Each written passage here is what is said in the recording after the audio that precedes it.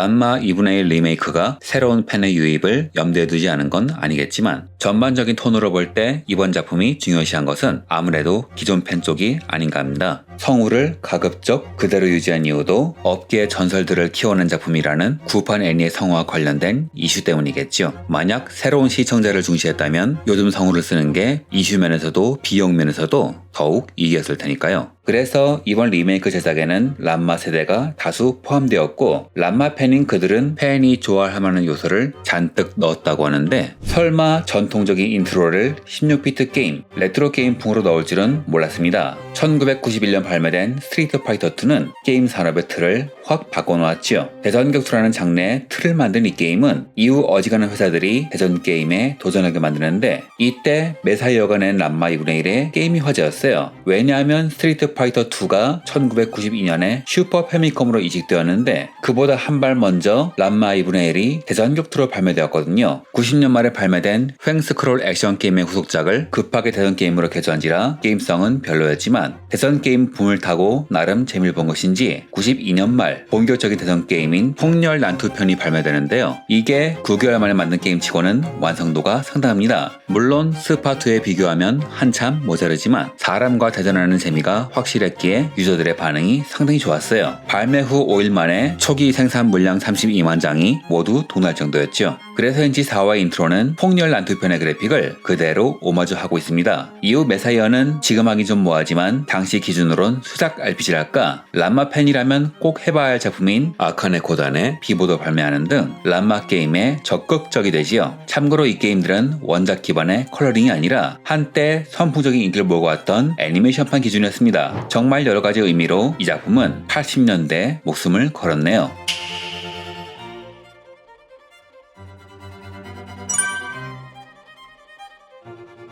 3화는 쿠노와의 뜨거운 악몽으로 시작합니다. 남자라면 절대 꾸고 싶지 않은 꿈이죠. 쿠노의 성우분들은 두 분 다 돌아가셨기 때문에 이번엔 목소리 멋진 변태 연기로 유명한 스기타 토모카즈가 성우를 맡았죠. 이렇듯 리메이크는 성우를 교체할 일이 있으면 업계 최상급으로 교체할 정도로 성우에 대해선 양보가 없습니다. 첫 성우인 브라이트상 스즈오키 히로타카가 신사적인 느낌이 강했고 다음 성우인 츠지타니 코지도 이 연기 톤에서 벗어나지 않았다면 스기타 씨는 은혼의 긴토키와 같은 목소리만 멋있는 막장 캐릭터로 연기했어요. 사실 쿠노는 외모 좋고 신체 능력 좋고 집안도 좋음에도 불구하고 파멸적으로 나쁜 머리와 변태적인 성향으로 말아먹는 캐릭터이기 때문에 정말 잘된 캐스팅이 아닌가 합니다. 이런 쿠노를 나비키는 도철 사진을 파는 돈줄로 활용하는데 이런 걸 보면 나비키도 그야말로 막장 언니죠. 아마 두 막장 커플은 이때부터 기획된 게 아닐까 합니다. 여하튼 3화는 정말 굉장했습니다. 작화도 좋고 연출도 좋고 성우들의 합도 좋았고 또한 아카네가 람마를 걷어차할 때 콤마 단위로 돌려보면 중간에 컷이 하나 들어간 걸 알 수 있는데 이건 구판 애니에선 정말 유명했던 세라 시대에 많이 쓰인 연출이기도 하죠. 애니메이터들이 스트레스를 풀 겸 장난 삼아 넣은 거라고 하는데 보통은 작품을 망치지 않는다면 그냥 눈 감아줬다고 합니다. 구판 애니의 오마주가 이런 데서 철저한 걸 수 있죠.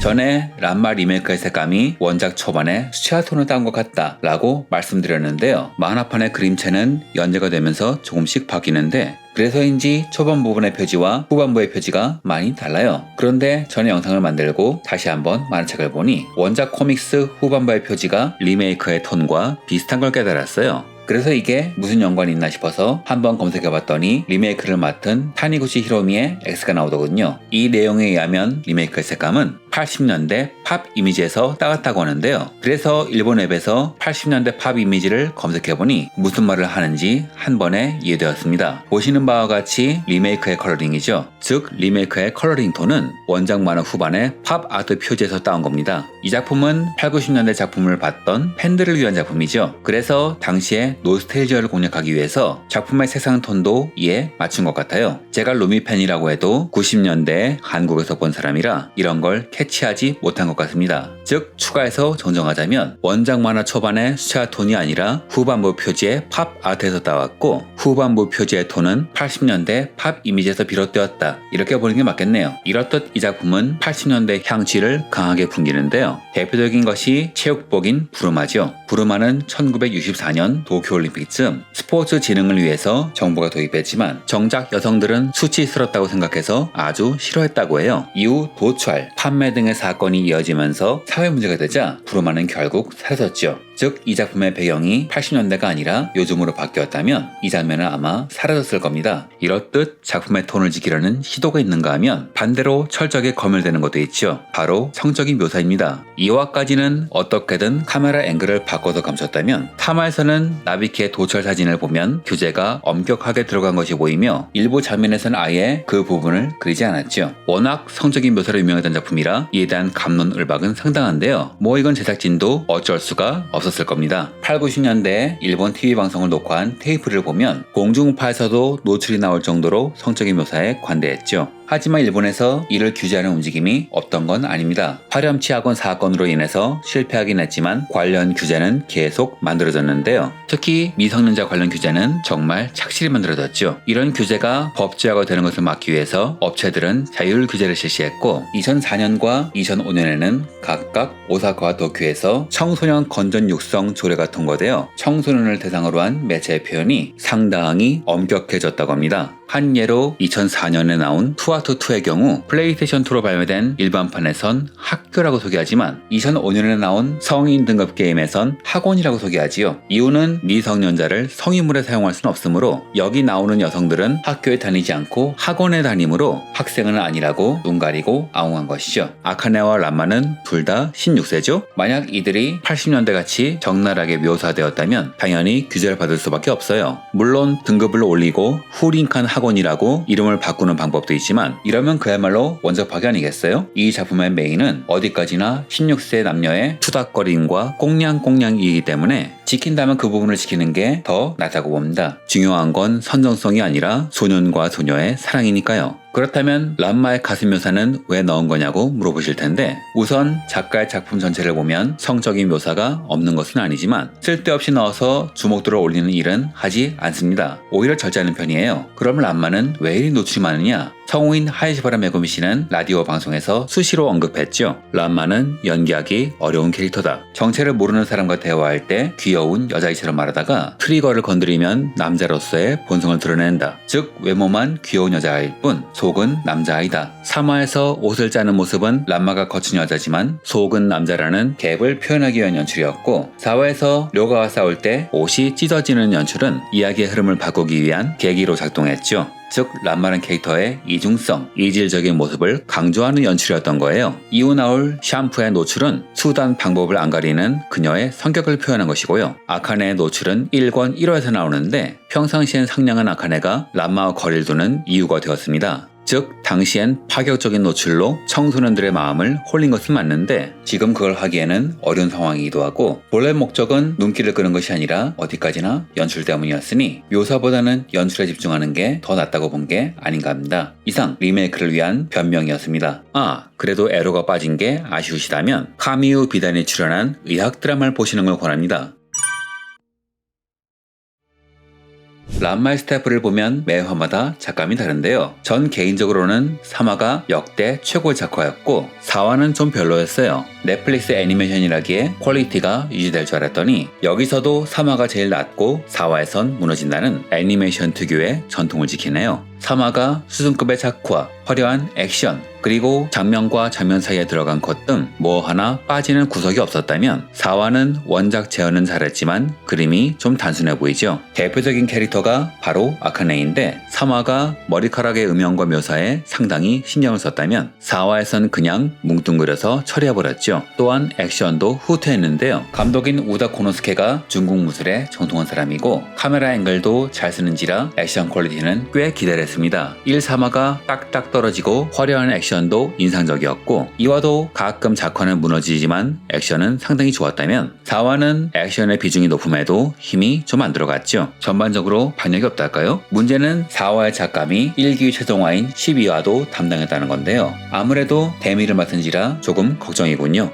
4화에선 어지간하면 원작을 존중하는 이 작품이 원작을 무시한 부분이 딱 하나 보입니다. 람마가 입는 아칸의 옷에 쓰여졌던 글자를 바꿔버렸죠. 차이나에서 스마일로. 이유는 과연? 람마는 초반부와 중후반부가 크게 차이나죠. 초반은 완전히 순정만의 톤의 컬러링에 매종일가 후반부의 분위기를 짙게 풍기지만 이권에서 머리카락이 잘리는 것을 기점으로 작품의 분위기가 확 바뀝니다. 저는 전에 이것을 초반에 반응이 안 좋아서 수정한 결과라고 이야기했는데요. 개중엔 이것은 원래 루미코 선생의 의도였다. 이런 의견도 있어요. 물론 나름의 근거를 갖고 있고 납득도 가는 면이 있는데 전 초기 기획에서 바꾼 게 맞다고 생각합니다. 좋은 만화가들에게는 공통점이 있죠. 독자들이 캐릭터를 이해하는 데 방해되는 잡스러운 설정은 다 뺍니다. 다카시 루미코 작가는 첫 장편인 시끌별 녀석들의 안타까움을 드러내는데요. 왜냐하면 이 작품의 히로인은 시노부였기 때문이죠. 작가는 청순하고 수수한 미녀, 아니 수수한 미녀라는 게 있긴 하나? 여하튼 이런 미녀를 히로인으로 소개하죠. 오토나시 교코, 텐도 아카네, 마미야 사쿠라 등이 그런 캐릭터인데요. 유독 시노부만 히로인이 아닙니다. 왜냐하면 일회용 게스트 캐릭터였던 라무의 인기가 폭발했기 때문이에요. 원래 시끌별 녀석들은 5화짜리 단편이었지만 라무의 생명력이 워낙 엄청나서 장기 연재가 된 사례예요. 1화의 게스트니 2화에선 사라졌지만 이에 대한 항의가 밀려오자 부랴부랴 3화에 다시 나왔고 인기가 폭증하면서 히로인이 바뀐 사례인데요. 이것 때문인지 모르지만 이후 루미 작품을 보면 쓸데없는 설정이 잘 보이지 않습니다. 매종 일각의 경우에는 일각관 주민들의 직업조차 안 나올 정도고 인어의 숲에서는 주인공 유타의 과거는 나오지만 그의 일상생활이나 취미는 전혀 언급되지 않죠. 불로불사가 된 한 인간의 몸이 건조한 삶을 강조하기 위해서입니다. 그런데 희한하게도 람마에는 쓸데없는 설정이 붙은 캐릭터가 있어요. 바로 오노 도우죠. 그가 뒤에 있었음에도 람마는 기척을 느끼지 못했고 아카는 도우의 강함을 자랑스러워하죠.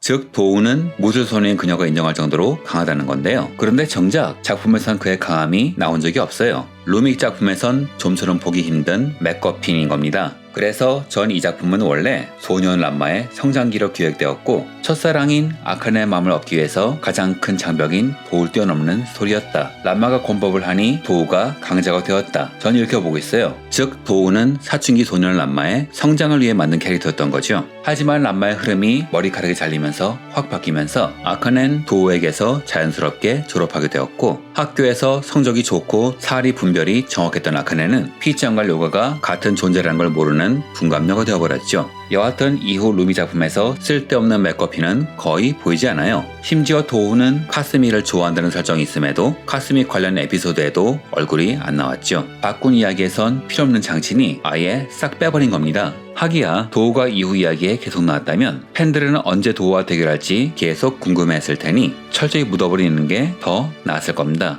그런데 카스미는 이 책을 왜 읽었을까요? 퀄리티가 별로인 4화지만 잘 보면 괜찮은 구석이 꽤 많은데요. 80년대 아메리칸 코믹풍 연출도 그렇고 아카네와 함께 장을 본 장면이라던가 완전 신작적 연출이 꽤 볼만합니다. 4화에선 드디어 라이벌인 료가가 나오죠. 구판 애니에서의 개그컷이 빠진 게 안타깝네요. 성우는 7개 목소리로 유명한 야마다라 코이치인데요. 하야시바라 메구미가 최고의 여성 성우로 꼽힌다면 야마다라 코이치는 최고의 남성 성우로 꼽혀요. 성우의 역량을 파악하는 기준은 여러 가지가 있는데 업계 관계자들은 디즈니 작품 캐스팅을 잣대 중 하나로 평가한다고 해요. 왜냐하면 정말 오디션을 까다롭게 보기 때문인데 야마다라는 다수의 디즈니 영화를 더빙했으며 심지어 도널드 덕의 목소리는 변조를 일절하지 않고 자신의 생목으로만 연기를 했어요. 즉 실력자 중에 실력자죠. 여담이지만 이노의 숲 애니메이션에서 유타의 목소리를 이 사람이 맡았죠. 참고로 만화의 성우는 나비키역의 다카야마 미나미입니다. 여하튼 야마다라가 4화에서 처음 등장하나 싶었지만 사실은 1화에도 나왔죠. 바로 주천왕 가이드예요. 이 두 캐릭터의 성우는 성우의 역량을 여실히 보여주는데요. 우선 주천왕 가이드는 좀 더 촐싹거리는 연기가 되었는데 お客さんここよ伝説の修行場受選教お客さん、ここよ。伝説の修行場、主戦郷。 신기하게도 9판 애니보다 전반적인 톤이 안정적입니다. 료가 쪽은 더 대단하죠. 風林館高校はどこだ？風林館高校はどこだ？ 야마다라는 후에 연기력이 좋아지면서 발성이 크게 좋아졌는데 료가는 굳이 초창기 자신의 연기 톤으로 목소리를 바꿨어요. 발성을 억제하고 최대한 9판 애니 초짜 시절의 연기를 답습하고 있죠. 그래서 전반적으로 목소리가 억눌린 느낌이 들지만 람마가 나오면 볼레 텐션이 나오는 경우도 있습니다. 나비키가 숙련된 연기력으로 재해석한 경우라면 여자 람마, 료가, 카스미의 경우에는 초창기 연기로 톤을 맞춘 경우죠. 물론 연기력은 비교가 안 될 정도로 훌륭하지만요. 그나저나 료가는 일주일 만에 시고쿠에서 홋카이도까지 간 후 도쿄에 있는 후린칸 고등학교까지 갔네요. 이게 인간이 가능한가요? 먹어보지 못했지만 미역빵은 별로 맛이 없을 것 같아요. 자, 여하튼 거의 료가의 책임으로 아카네의 머리가 잘렸습니다. 그리고 이야기는 본격적으로 격투 액션 코미디로 바뀌죠. 자, 3, 4화의 리뷰는 여기까지입니다. 원래는 각 장면을 보면서 하나하나 분석하는 코너였는데 어째 대본을 보니 점점 산으로 가고 있군요. 이래도 되나? 이대로 6화에서 처음 등장할 최고의 신부감인 샴푸를 기대하며 이번 영상은 여기까지 하겠습니다. 시청해주셔서 감사합니다.